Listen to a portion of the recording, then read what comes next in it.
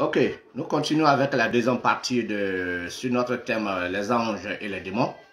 Donc je suis obligé de me répéter encore. Lorsqu'on est en harmonie avec les 7 planètes qui forment les 7 jours de la semaine dans lesquels tout être humain naît, on bénéficie des influences angéliques de ces planètes. Lorsqu'on n'est pas en harmonie avec ces planètes, ces 7 planètes, on devient esclave des influences démoniaques de ces 7 planètes. Ainsi donc, en termes angéliques, la lune déverse son courant pour ceux qui sont en harmonie, d'intuition, d'imagination, de la faculté de méditation, de la fécondité, de la tranquillité intérieure. Quand on n'est pas en harmonie avec la sphère de la planète qui est la lune, donc par exemple les lunatiques, les démons lunaires déversent là les énergies de lâcheté, d'infidélité, d'incohérence, de paresse, d'ivrognerie, de toxicomanie, de folie, d'épilepsie, etc. Lorsqu'on est en harmonie avec la planète Mars qui donne le jour mardi, cela développe en nous le courage, la bravoure, la victoire, l'énergie, la persévérance, la combativité. On perce, on avance. Et lorsqu'on n'est pas en harmonie avec la planète Mars qui a pour jour mardi, alors les démons, les esprits maléfiques, les énergies négatives contraires de Mars nous influencent en termes de colère, de violence, de brutalité, de jalousie, de cruauté, d'égoïsme, de rancune et même de destruction. Ça ne parle pas souvent de la loi martiale, lorsque c'est grave. Passons à Mercure. Mercure dans le jour mercredi. Quand on est en harmonie avec Mercure, la planète Mercure qui donne mercredi, cela nous influence et éveille en nous l'intelligence, la mémoire, la compréhension, l'éloquence, la diplomatie, l'adaptabilité, l'honnêteté, l'esprit d'entreprise, etc. Lorsqu'on n'est pas en harmonie avec les énergies mercuriennes émanant de la sphère du mercredi et de Mercure qui a pour jour mercredi, alors la nature négative démoniaque de Mercure s'exprime donc dans notre être psychique, mental, physique et social en termes de instabilité mentale, de oubli, de mensonge, la ruse, la malhonnêteté, le vol, la luxure. Tout ça sont les énergies démoniaques négatives issues de la planète Mercure. Lorsque on est en harmonie avec la planète Jupiter, c'est lui-là que les Grecs appelaient Zeus Peta, qui veut dire Dieu le Père. Parce qu'à part le Soleil, la planète Jupiter est la plus grosse planète de notre système solaire, de notre univers. Lorsqu'on est en harmonie avec Jupiter, qui donne le jour jeudi, la planète bleue royale, quand on est en harmonie avec cette planète, voilà les énergies qu'on est censé bénéficier. La tolérance, la générosité, la philanthropisme, l'illégalité. Toujours quand on n'est pas en harmonie avec Jupiter, avec les anges de Jupiter, avec le côté positif de Jupiter, on a une passion effrénée pour les jeux. L'injustice dans la société aussi provient de ces faits, de l'énergie négative émanée de Jupiter. Lorsqu'on est en harmonie avec la planète Vénus qui donne le jour vendredi, voilà comment les énergies nous influencent. Lorsqu'on est en harmonie, l'aspect angélique de la planète Vénus, en termes de douceur, de charité, de sensibilité, de tendresse, de gaieté, d'affectivité, d'amour, et cela produit toujours de la chance. Mais lorsqu'on n'est pas en harmonie avec Vénus, c'est la sensualité. Là, quand on n'est pas en harmonie avec l'ange, je sais qu'on appartient au camp démoniaque. Et là, c'est la sensualité.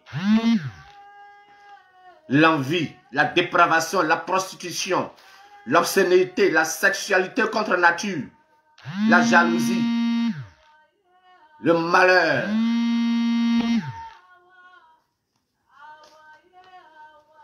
Passons donc à Saturne, jour samedi. Lorsqu'on est en harmonie avec la planète Saturne, Saturne qui vibre sur un rayon de noir violacé, la planète Saturne, l'énergie de Saturne enfin, c'est l'énergie de Saturne qui permet aux plantes, aux animaux, aux êtres humains de croître, de vieillir et de mourir. C'est pour cela que les Grecs appelaient Saturne Chronos, qui veut dire le temps. Le temps, Chronos. Et Saturne était présenté dans la mythologie grecque sous l'image d'un vieillard qui égorge ses propres enfants. Parce que Saturne, c'est l'astre du temps. C'est le dieu, Saturne est le dieu du temps. Le temps nous fait naître, le temps nous fait grandir, le temps nous fait vieillir et le temps nous fait mourir. Vous voyez un peu? C'est pour cette raison que la plupart des peuples antiques s'habillent en noir et des peuples présents même en noir pendant les samedis lors des obsèques funèbres. Il s'agit bel et bien de la planète Saturne. Lorsque l'être humain est en harmonie avec la planète Saturne, voilà les énergies qu'il peut expérimenter avec joie, sans grands efforts, la prudence, la persévérance, le sens du devoir, la réserve, la précision, la science, la croissance. C'est-à-dire tout ce qu'il entreprend sur le plan matériel, physique et donc matériel, peut avancer sans s'en soucier assez. Mais quand il n'est pas en harmonie avec Saturne, c'est l'avarice qui naît de son esprit et de son cœur. C'est le pessimisme, c'est le désespoir dans le jeu de la vie. C'est la méchanceté, c'est de l'intolérance qu'il va toujours exprimer. C'est quelqu'un de malicieux, d'hypocrite, etc. Si je vais citer toutes les caractéristiques énergétiques des planètes, des corps célestes, nous n'en finirons point. Enfin, nous tombons sur le costaud, le soleil. Lorsque l'être humain est en harmonie spirituelle, mystique, spirituelle avec le soleil, voilà, de sa naissance à sa mort, voilà ce qu'on dira de lui. La noblesse, la grandeur, la générosité, l'intelligence, la sagesse, la confiance, la dignité, la sérénité, l'harmonie, la synthèse de l'existence même, du jeu même de l'existence. Mais lorsque l'homme est en disharmonie, c'est-à-dire il n'est pas en harmonie avec l'énergie du soleil, c'est le despotisme qu'il manifeste, la cruauté, le mépris, la vanité. Lorsqu'il n'est pas en harmonie toujours avec le soleil, il est apte à manifester le faux mysticisme, la fausse religion, la gourmandise. Il veut tout pour lui seul. Et il est prêt à aller jusqu'au bout, tant que les autres... Voilà un peu, messieurs, mesdames, de façon rapide à cause du temps, qui fait grandement défaut. Je vous ai effleuré quelques éléments pour attirer votre attention sur la nécessité d'être en harmonie, d'appliquer la... J'affirme que c'est l'être humain qui est le plus précieux aux yeux de Dieu. Bien, il faut que nous nous comprenions bien. Quand je parle de notre univers. Notre univers. Et non de tous les univers. Dans l'infini, il y a des myriades d'univers. Des myriades de systèmes solaires. Moi, je parle là de notre système solaire. C'est-à-dire de tout le corps qui gravitent plus ou moins autour du soleil, de notre soleil. Vous comprenez un peu? Et traditionnellement, du point de vue métaphysique, du point de vue spirituel, du point de vue de la mystique sacrée, nous avons de tout temps considéré les 7 jours de la semaine, les 7 planètes. Cela part des travaux antiques, des premiers sages de l'humanité, qui ont donné leur héritage à l'Égypte antique et qui a naturellement colonisé toute la race humaine. Qui fait que nous avons 7 jours de la semaine. Ce n'est pas cité de façon fortuite. Les biologistes, les docteurs, etc. nous diront qu'il y a plusieurs glandes endocrines dans le corps de l'homme. Mais principalement, il y a 7 principales glandes endocrines, n'est-ce pas, qui longent notre espace, notre colonne, notre cerveau, notre système cérébro-spinal. Donc, nous avons 7 jours. Nous avons 7 orifices sur la tête, les 2 yeux, les 2 narines, la bouche et les 2 oreilles. Nous avons 7 couleurs principales et nous avons 7 notes de musique.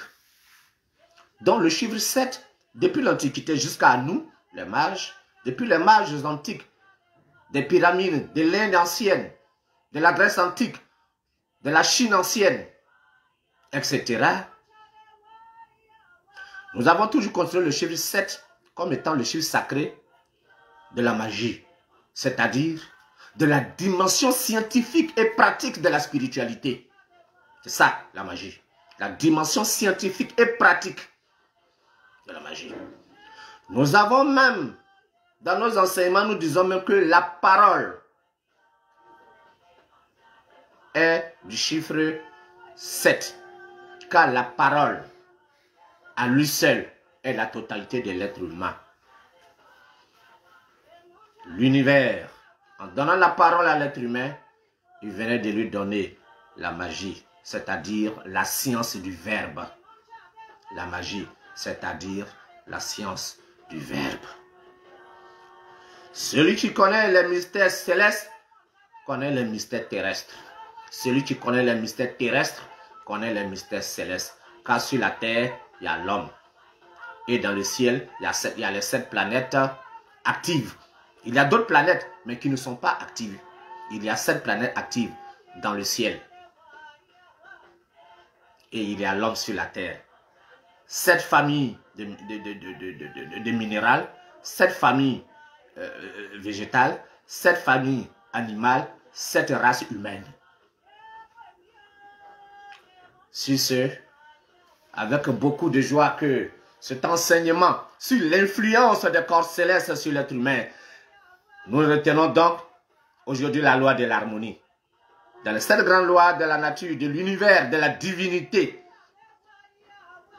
karma, harmonie, analogie, unité, évolution, rythme, amour, finalité. Donc nous parlons aujourd'hui simplement de la loi de l'harmonie. Cette loi, les gens l'expriment mal. Ils pensent qu'on doit créer seulement l'harmonie entre nous les humains. C'est beaucoup plus profond que ça. Les 7 jours de la semaine sont 7 anges, sont aussi 7 démons. Les anges et les démons sont les expressions de la divinité unique et universelle. On me dira peut-être, mais pourquoi le bon Dieu aussi, mais il permet les démons d'être? Oui, s'il ne permet pas les démons d'être, il ne permettrait pas que les anges fussent. Quand tu marches avec ton ombre. C'est pour ça qu'il nous a donné la science, la métaphysique, la science du verbe qu'on appelle magie et que les religions appellent aujourd'hui miracle, qui veut dire science du verbe. C'est ça. Quand tu es en harmonie avec les 7 corps célestes, alors tu connaîtras le mystère de Dieu. Om Shanti.